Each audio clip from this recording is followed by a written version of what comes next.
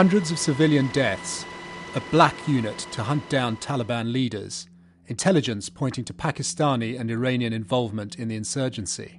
The US military's secret Afghanistan war logs provide the most revealing picture of the conflict so far. An hour-by-hour account emerges from 92,000 cryptic reports, each recording an incident involving NATO troops, a Taliban attack, or intelligence received. They were shared with The Guardian, The New York Times, and Der Spiegel by the whistleblower's website, Wikileaks. Its founder, Julian Assange, explains why he made it public. If journalism is good, it is controversial by its nature. It is the role of good journalism to take on powerful abuses. And when powerful abuses are taken on, there is always a back reaction. So we see that controversy, and I believe that is a good thing to engage in. And in this case, it will show the true nature of this war. And then the public from Afghanistan and other nations can see what's really going on and take steps to address the problems. The significance of this material is both the overarching context, that is, it covers the entire war since 2004, and individual events which are also significant, or a thread of events.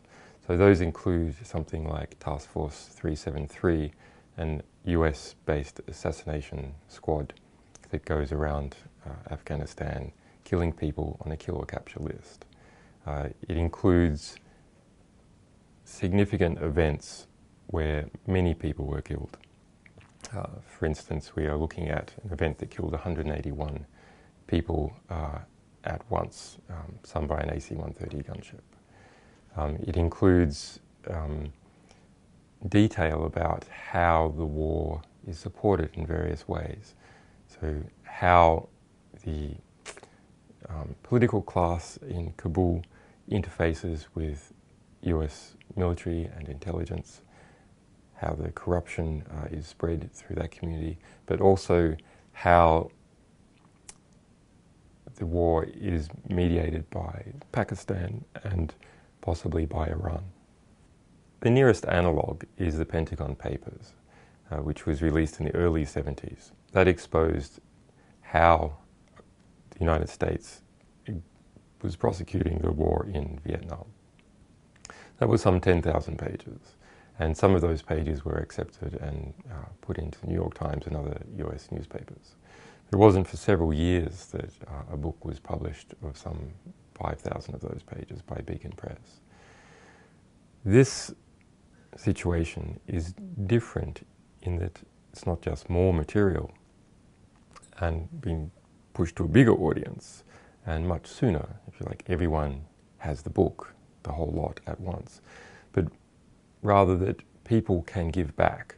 So people around the world who are reading this are able to comment on it and put it in context and understand the full situation. That is not something that has previously occurred, and that is something that can only be brought about as a result of the internet. Militaries keep information secret to prosecute their part of a war, but also to hide abuse. And there is a military argument for keeping some information secret that is very timely. So an example of where troops are about to deploy. But that information expires quickly. And this information ranges from 2004 to 2010. So that argument is not valid for this type of information. This legend on my t-shirt is really quite nice. It's from the Norwegian Journalists Association, SKUP, and it says, dig down in time. And it's a reference to the snowfalls in Norway, that if you're up in the mountains and there's a lot of snow, you've got to dig down in time to be safe. But for investigative journalism, this is dig down into the archives to understand.